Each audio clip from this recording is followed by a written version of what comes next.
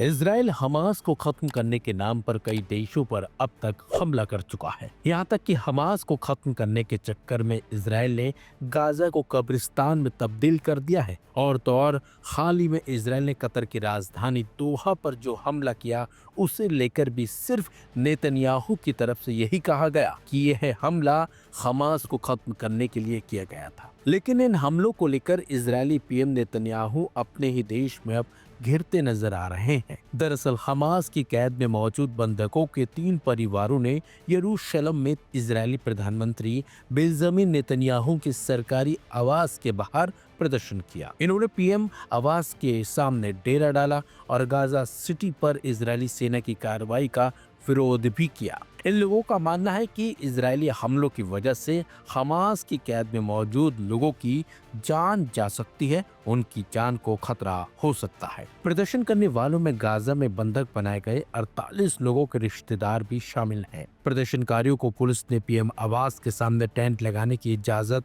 नहीं दी थी, जिसके बाद इन लोगों ने स्लीपिंग बैग में रात गुजारी। बंधकों के परिजनों ने हटने से भी साफ तौर पर इनकार कर दिया। बता दें आपको, हमास ने इजराइल पर 7 अक्टूबर 2023 को हमला किया था, जिसमें 1200 इजरायली नागरिक मारे गए थे और 250 से ज्यादा नागरिकों को हमास ने बंधक बना लिया। फिलिस्तीनी स्वास्थ्य अधिकारियों के मुताबिक गाजा में हुए इजरायली हमलों में अब तक 64,000 से ज्यादा लोग मारे जा चुके हैं। इजरायली हमलों की वजह से सिर्फ गाजा से 19 लाख फिलिस्तीनी पलायन कर चुके हैं। हालांकि हमास ने अगस्त में कहा था कि वो एक समझौते पर सहमत हो गया है। इसके तहत गाजा में 60 दिन के युद्ध विराम के दौरान 10 जिंदा बंधकों और 18 मृत बंधकों के शव इजराइल को सौंपे जाएंगे। इसी दौरान इजराइल सैकड़ों फिलिस्तीनी कैदियों को भी रिहा करेगा। लेकिन नेतन्याहू ने कहा कि कोई भी समझौता तभी माना जाएगा, यानी कि स्वीकार किया जाएगा, जब उनकी सभी शर्तें पूरी हो। इनमें हमास का हथियार डालना शामिल है।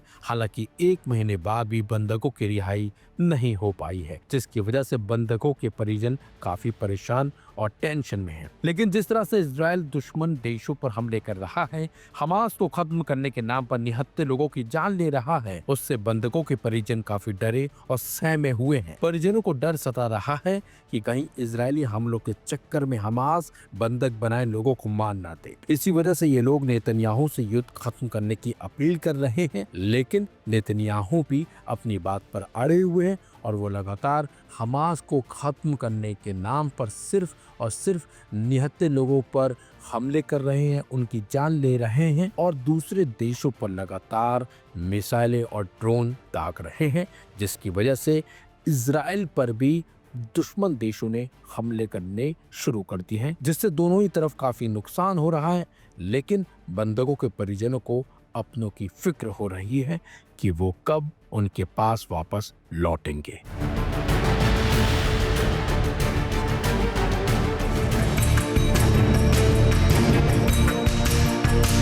मिडिल ईस्ट में फैले तनाव की कड़ी में क्या एक बड़ी जंग शुरू होने वाली है?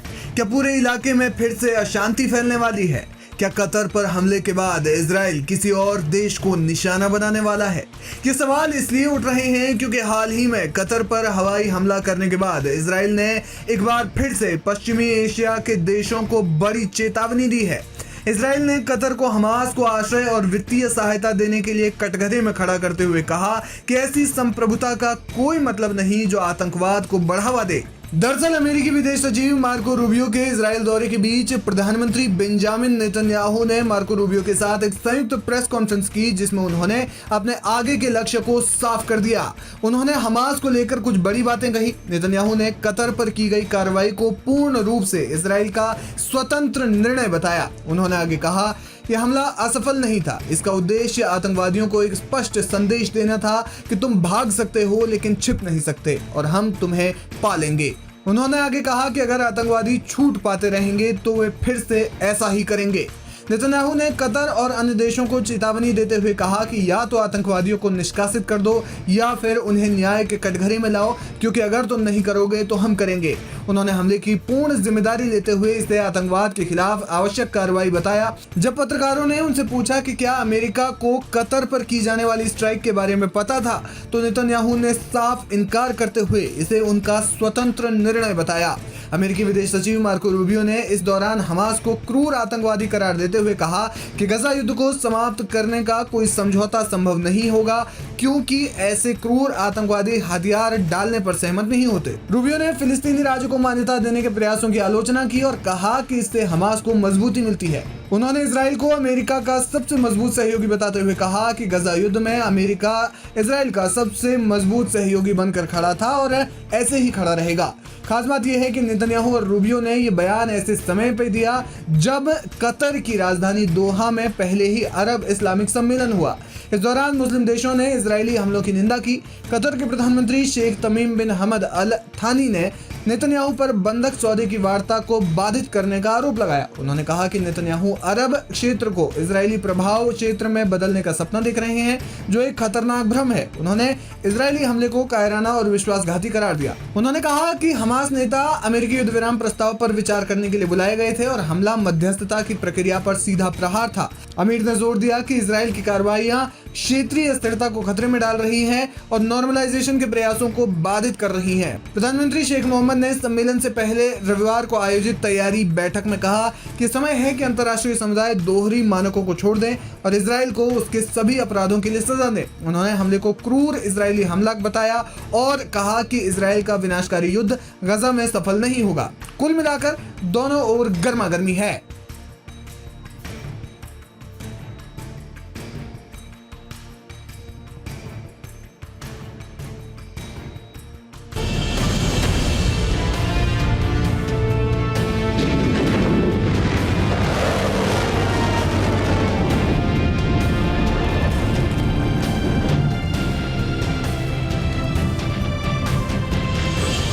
कतर पर इसराइल के हमले के बाद तुर्की ने साफ कर दिया है कि अगर जरूरत पड़ी तो वो हमास के नेताओं को अपने देश में रखेगा। तुर्की ये सिर्फ कह नहीं रहा है, बल्कि हमास के कई लीडर तुर्की में बरसों से शरण लिए हुए हैं। इस ताकतवर मुस्लिम देश में हमास के लीडर्स और अफसर आते जाते रहते हैं और कुछ ने तो वहां अपना घर भी बना लिया है। इसराइल ने पहले तुर्की पर हमास को अपने क्षेत्र से हमलों की योजना बनाने, भर्ती करने और फंड जुटाने की इजाजत देने का आरोप लगाया था, लेकिन तुर्की को इससे कोई फर्क नहीं पड़ा है। जब से तुर्की में रजब तैयब एर्दोगान मजबूत हुए हैं, तब से तुर्क राष्ट्रवाद और सल्तनत उस्मानिया के दौर के तुर्की की महत्वाकांक्षा परवान चढ़ती जा रही है। ऐसे में कतर पर हमले के बाद से तुर्की अड़ा हुआ है। तुर्की और इसराइल के बीच तनातनी की एक और वजह सीरिया भी है। पिछले साल दिसंबर में तुर्की के सपोर्ट से ही सीरिया में बशर अल असद की सरकार का तख्ता पलट हुआ। उसके बाद से तुर्की सीरिया में लगातार अपना प्रभाव बढ़ा रहा है।